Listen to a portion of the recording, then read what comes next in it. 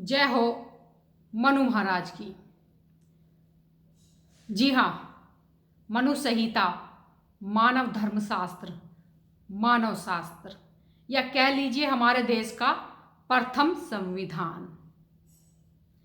एक ऐसा विधि विधानात्मक शास्त्र जो मनुष्य को नैतिक मूल्यों की, नैतिक कर्तव्यों की दीक्षा देता है।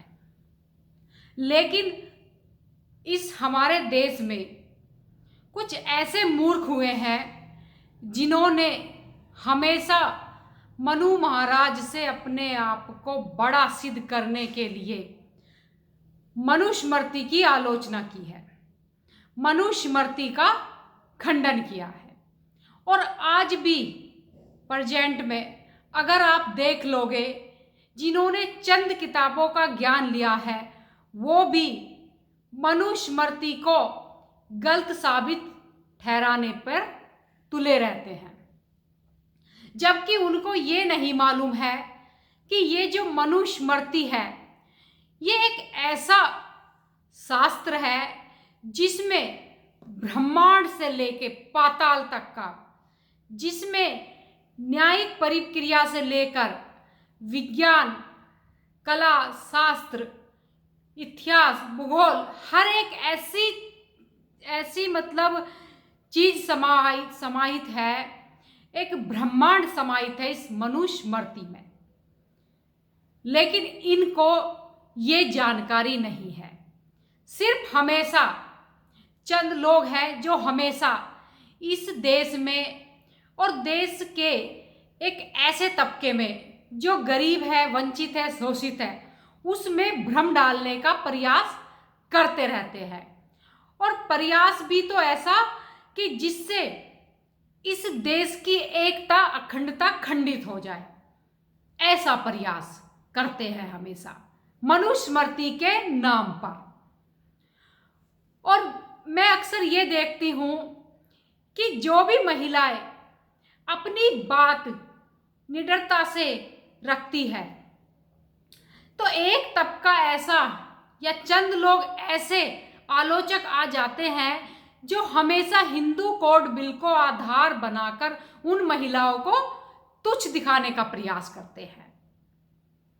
तो मैं उनको भी बताना चाहती हूं कि ये जो भारतीय संविधान में महिलाओं के अधिकार सुरक्षित करे गए हैं वो भी मनुस्मृति से ही लिए गए हैं, तो उनको मैं ये भी बता दूं। लेकिन हमेशा मनुस्मृति का अनादर इस देश में हुआ है, और जो इसको पढ़ लेगा उसका जीवन सार्थक हो जाएगा, धन्य हो जाएगा। और खाली भारत ही नहीं, भारत का संविधान ही नहीं, वैसे भी भारत का जो संविधान है वो तो मनुस्मृति का एक छोटा सा भाग है।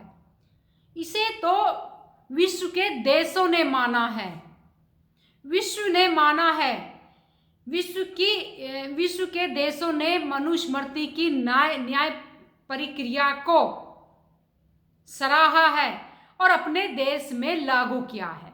अगर यही न्याय प्रक्रिया हमारे भारत में भी लागू हो जाए तो सबसे ज्यादा न्याय जो वो गरीब तबका है, जो वंचित तबका है, उसको मिलेगा। और जो बौद्धिक क्षमताओं से परिपूर्ण, सक्षम है, उसको अपराध करने पर अधिक दंड मिलेगा। तो ऐसा है हमारे मनुस्मृति का न्याय।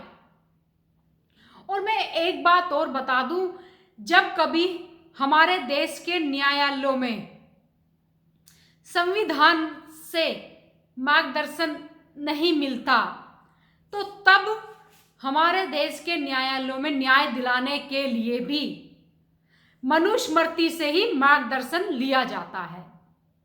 ऐसा है मनु महाराज का विधान।